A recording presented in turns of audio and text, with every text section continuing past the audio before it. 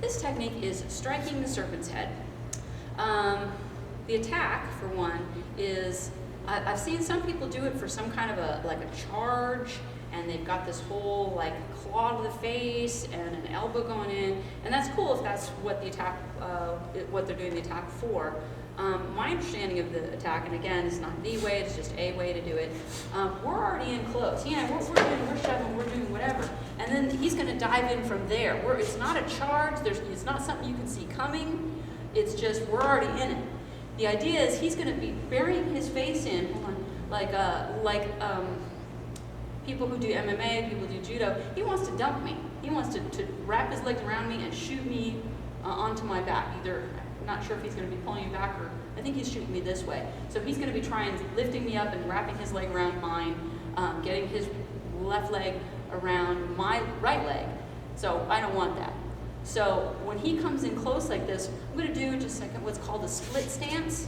We do this in a couple of the techniques as opposed to stepping back. What we're going to do is just drop straight down into a forward bow for a split stance. What this does is it drops your weight immediately and gets it underneath you and makes it much more difficult for him to take you one way or the other way. So we're going to be going straight down. We're going to aid in that downward motion because that's one of the most important things. He's trying to lift me up and move me over. So I'm going to take my right arm and I'm going to swing it down. It's not to strike anything, that's not the point of it, but it's to aid in the downward motion of my body. He's trying to lift me up, I want everything I have to go down, and I'm going to use that swinging action to bring me downward. If you can hit something on the way by, great. It's always good to hit things as you're going, but that's not the point of it. So we're close. I'm going to do the technique so we can see what it looks like. He's coming here, I'm going to drop, I'm going to strike his hip here. I'm going to reach back, grab his hair, anchor. From here, I'm going to push drag, keeping him off balance, and do a half fist to the throat. The important thing about this technique is to keep your opponent off balance. When I first learned this technique, I remember saying, why would you push drag when you're already up in their face and you're not doing it for distance? Usually a push drag like that is done to move closer to your opponent. Well, in this case, when I have Ron in this compromised position, he is effectively up off of his heels if I'm anchoring and pulling down. His hips are forward, his shoulders are back, and his heels are going to be off the ground. It's a very uncomfortable position to be in. And I'm right here going, oh yeah, I'm all good.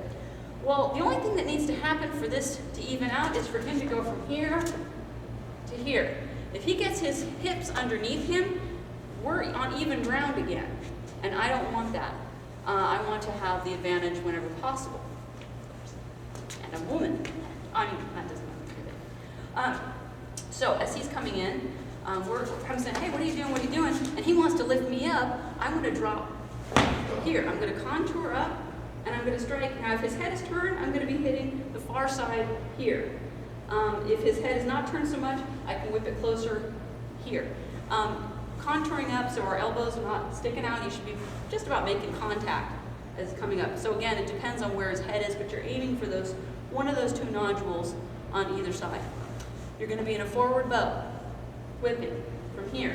Anchor your elbow down, grab, pull. Now you notice what kind of a compromised position he's in, and what you can't see right now is that my knee is also in his groin, which is not very pleasant. So from there, it's a hard position to stay in. So from here, I'm going to push drag as I shoot that middle knuckle. So we're going to do this way so you can see. This is a great one to uke for a lot. So here, I'm going to say, and I'm going to shoot this arm down, dropping into a forward bow. I'm going to reach, going to grab back, and then I'm going to push drag, causing him to fall back. Now normally, if I did this with any force, he'd roll and he'd be on the ground. But since this is cement, and I want to keep him around, I'm not going to have him roll back and crack his head. But as you can see from his position, that's a difficult thing to uke for any number of times because you're in this position, and to try and stay there, especially while I'm talking, is amusing. I mean difficult. It depends on which end you're on. So in the air, this person's going to come in, we're going to drop, and it's going to be whipping.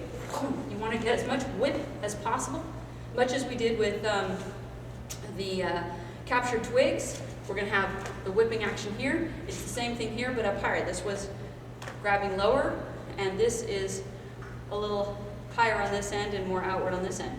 But we're going to drop in place, swinging down, whipping, whip. You can even turn back if it's easier to grab here, shoot back into a neutral bow, grab, and push drag. One of our black belts likes to do this technique, and this would be a more advanced option, not for the lower belts. When he has someone come in, he likes to drop back and reach back and grab the arm and pull him in at the same time. I would think that'd be a little more difficult for lower belts to do, but you could feasibly grab the person, yanking them a little bit this way, which would then probably move this strike a little more over to the side of his head. Depends how you do it. Again, you could still hit up here. Some people like to wrap around and hit in the temple, but that would be more advanced if you were pulling and whipping. For now, this is hard enough as it is for lower belts, so let's just keep it simple with the striking here, back to those nodules on the back of the head. It's a great thing to rub if you have a headache. It's a great thing to not get hit unless you want a headache. So this is striking the serpent's head.